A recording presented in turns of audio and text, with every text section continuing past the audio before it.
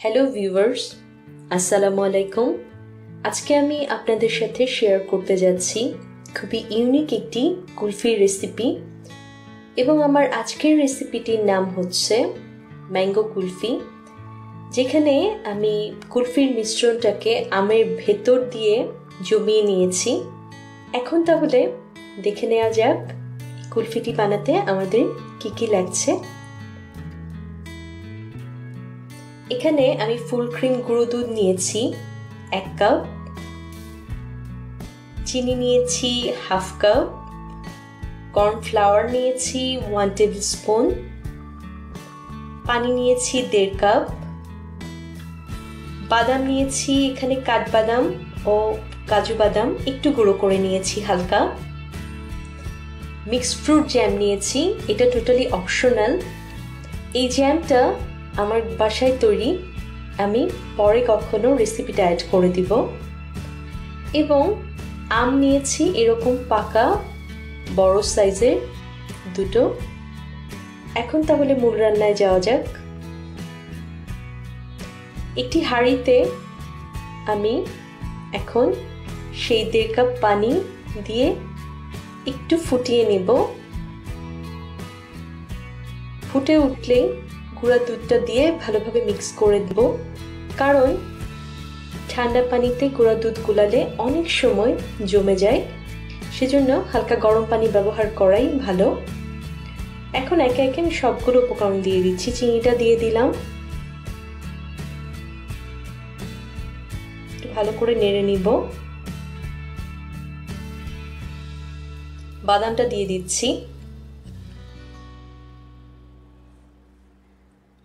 এবং পানি দিয়ে হালকা গুলিয়ে রাখা কর্নফ্লাওয়ারটাও দিয়ে দিলাম। দেখুন আমার কুলফির মিশ্রণটা কিন্তু অলরেডি যথেষ্ট ভারী হয়ে গেছে। এখন আমি চুলা অফ করে এটাকে কিছুটা ঠান্ডা করে নিচ্ছি। এখন এই আমগুলোকে আমি একটু কেটে নিয়েছিলাম আগে থেকেই হালকা।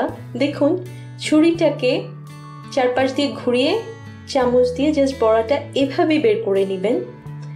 দ্বিতীয় আমটাও আমি ঠিক একইভাবে ভিতরের আটিটা বের করে নিচ্ছি। দেখতে একটু কঠিন মনে হলেও খুবই ইজি বের করা, আপনি ট্রাই করলেই পারবেন। এখন এই কুলফির মিশ্রণটা পুরোপুরি ঠান্ডা করে নিয়েছি। এর সাথে এখন সামান্য আম বের হয়েছিল ভেতর থেকে, আটিটা থেকে, এবং ভেতরে খালি করার জন্য একটু আম বের করতে হয়েছে।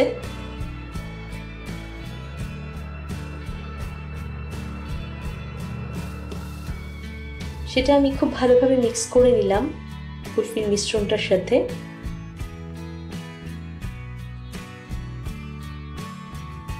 এখন জাস্ট আমের ভেতর আমি কুলফির মিশ্রণটাকে ঢেলে দিচ্ছি। পুরোপুরি মুখ পর্যন্ত ঢেলে দিবেন না, একটু ফাঁকা রেখে তারপর ঢালবেন।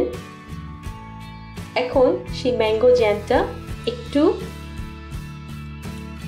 উপরে দিয়ে দিচ্ছি দুটোতেই, এবং আমের ঢাকনাগুলো দিয়ে আমি ঢেকে এখন 5-6 ঘন্টার জন্য ডিপ ফ্রিজে রেখে দিব। দেখুন অলরেডি জমে গেছে আমার ম্যাঙ্গো কুলফি। একটু সাবধানে এখন আমের খোসাটাকে ছাড়িয়ে নিতে হবে, কারণ আমগুলো কিন্তু ভীষণ শক্ত পুরোপুরি জমে যাওয়ার কারণে, সেজন্য একটু সাবধানে কেয়ারফুলি কাটা লাগবে পুরোটা আম। এখন আমি আমগুলোকে একটু পিস করে নিচ্ছি। দেখুন ভেতরে কুলফি এবং বাহিরে চারপাশে আম। তৈরি হয়ে গেল আমার খুবই টেস্টি ম্যাঙ্গো কুলফি। আমার আজকের এই রেসিপিটি আপনাদের কাছে কেমন লাগলো আমাকে জানাতে ভুলবেন না, এবং প্রতি সপ্তাহে নতুন সব রান্নার রেসিপি পাওয়ার জন্য আমার চ্যানেলটি সাবস্ক্রাইব করে সাথেই থাকুন। আল্লাহ হাফেজ।